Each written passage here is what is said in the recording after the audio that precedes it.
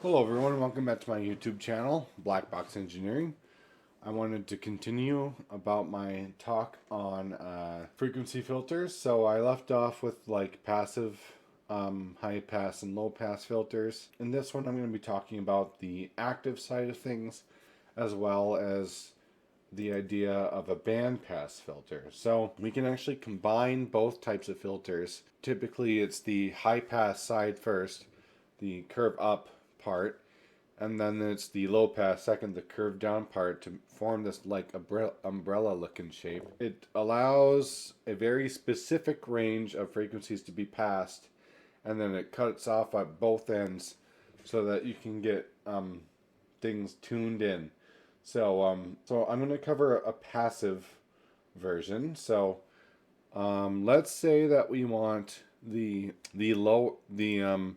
low end frequency to be 1000 hertz. So let me just switch over to my simulator here.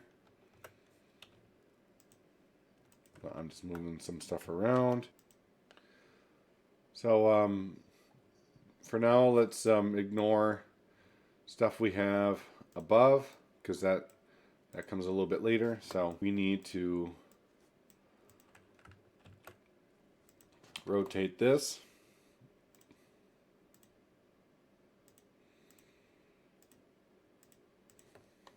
Okay, so I believe this is a 1500 hertz cutoff. So the 0.106 microfarads and 1000 ohm resistor would be the values for the 1500 hertz cutoff. That's going to be our low end. So it'll try to block frequencies beneath that 1500 hertz mark. And then we need a high pass portion too. So we need an R and another C. But we need it to be obviously higher than 1500. Let's say we want a pretty broad range. Let's say 9500 hertz will be our second cutoff. So if I take 1 divided by 2 times pi times the resistance 1000 times, let's say, I think I said 9500, we get 16.75 nanofarads.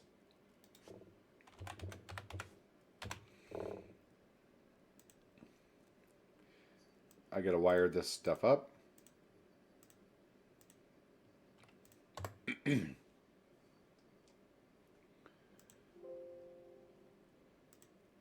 There we go. So it will definitely look weird initially. It's because the x-axis is not in a logarithmic form. So if I also my range is a little bit crazy. Since I'll run it to 15K.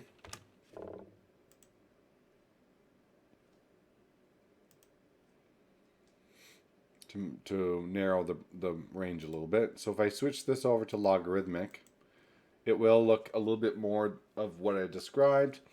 The cutoff region in the lower portion looks a little bit steeper because technically 1000 hertz is a very no, sorry, 1500 hertz is a very low frequency in the world of RF. So to kind of show you here, I'm going to add a measurement here at 1000, or very nearly 1000. It's really hard to get precise with these. And then I think I said 9500, so let's see, 95.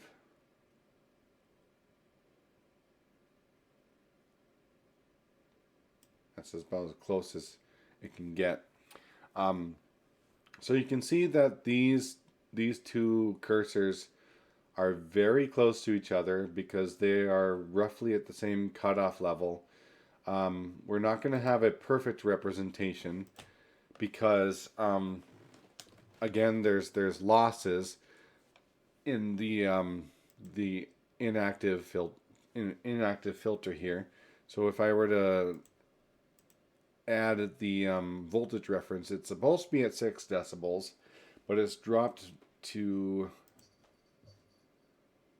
it has dropped to a maximum of about 3.6 decibels. So like almost a 3 decibel loss. That's because the capacitor here is not fully charging up to the full voltage, and some of the current gets sent down to ground, which reduces things further, and then this resistor reduces voltage even more. So a couple of stages of loss, and that would be non-ideal for many different applications. We do not want to deal with this much loss in a system. So this is why we use something called active filters. So above the inactive filter, I have an example of something called a Butterworth filter. Let me just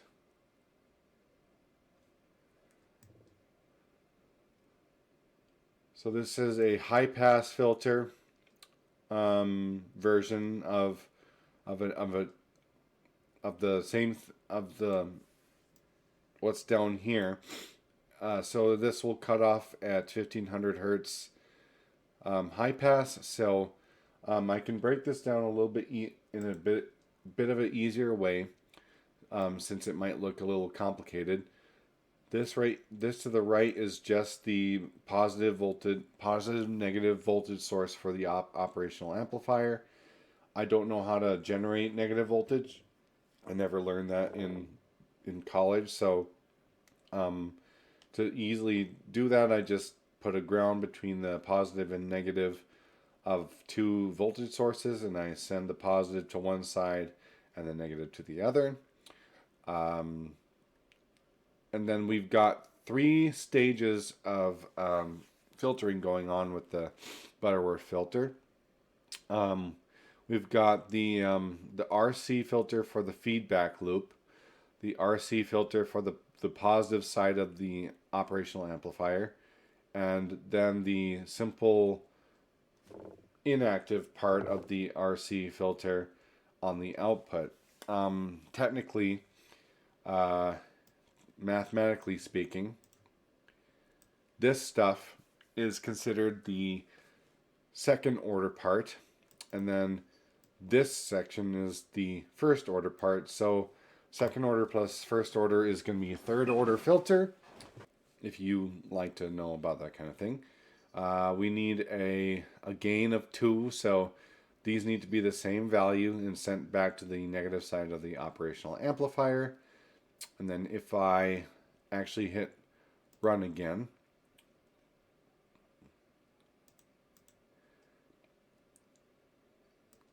we're going to see quite a different change. Let me just compare to the inactive form. So let's delete the capacitor resistor here, delete this.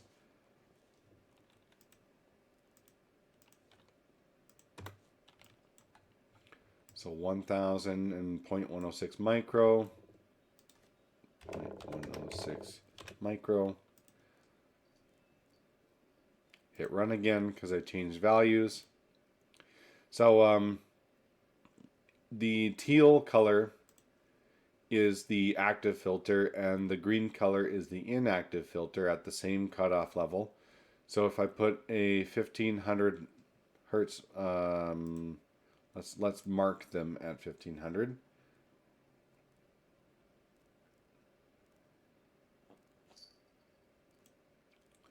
So these these two filters technically begin rolling off severely at the negative 3 decibel 3 decibel point from the source voltage, but the active filter drops off much faster, as I explained earlier. Like if I were to go past the 1500, let's say 3000 hertz, the active filter is at a negative 5.94 decibel rating. And to give you an idea of how big of a drop that is, I need to pull up a calculator.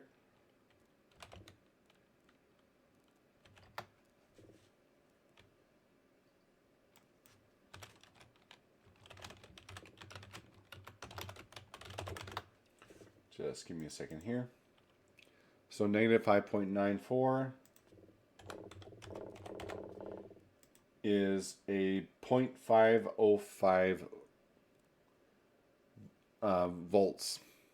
And then if I were to measure the inactive filter, it's only, I have two cursors. Again, 3000 hertz.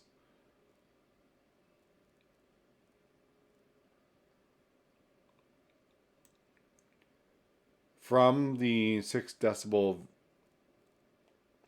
value line, it's only dropped to approximately 0.1 or negative 1 decibels. So clearly the active filter wins out. And this is why we have active filters in full designs, because two reasons. It keeps the voltage amplified as much as it can up to a certain point. It's more stable is a better way of describing that. So the active filter, if I were to measure, let's say that let's say half a decibel less than the initial reading, so that would be 11.5. So yeah, so this stays pretty much at 12 decibels up to 1000 hertz. But for the inactive filter, again, a half a decibel off of 6, so that's 5.5. It only can maintain that 6 decibel voltage up to 532 hertz. You can see why. Again, I'm just kind of going over multiple reasons as to why you want an active filter. Might be talking over and over about the same points, but I just want to make sure that the concept is understood as much as possible. So when we had the full bandpass filter here, having that flat curve is gonna be beneficial. And then in my next video, I need to go over a little bit more complicated.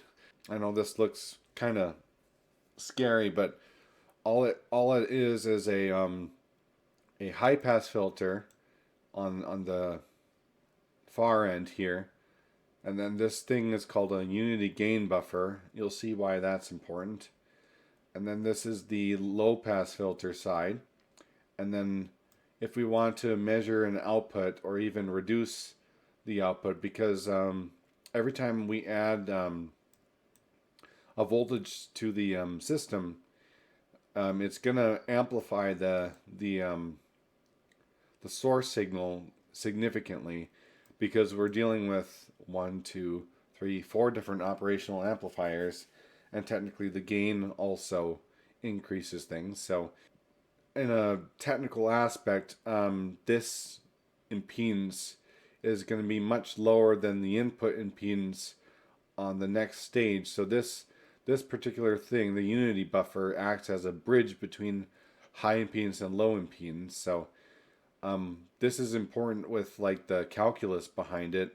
I don't know the full details. I never, again, I never really understood the controls part, but all that you need to know is this helps the signal. I'll show you what happens if you don't have these when I simulate this in the next video. So yeah, so this is a full bandpass filter with two Butterworth filters stringed together, and then of course a voltage divider, because I think this ends up being like 20 volts from boosted from a 5-volt AC signal. So anyway, I'm not sure how long I should go on these kinds of technical videos. Sometimes if I speak too long on something, I can end up repeating myself a lot. So yeah, so I'm gonna cover what happens if we don't include those unity gain buffers.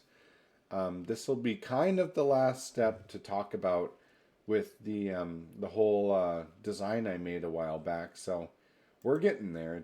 There's just a lot of background stuff that needs to be covered with this topic. So anyway, I'll see you in the next one. Thanks for watching. Like, comment, subscribe, and if you have any questions, please comment below. So thank you.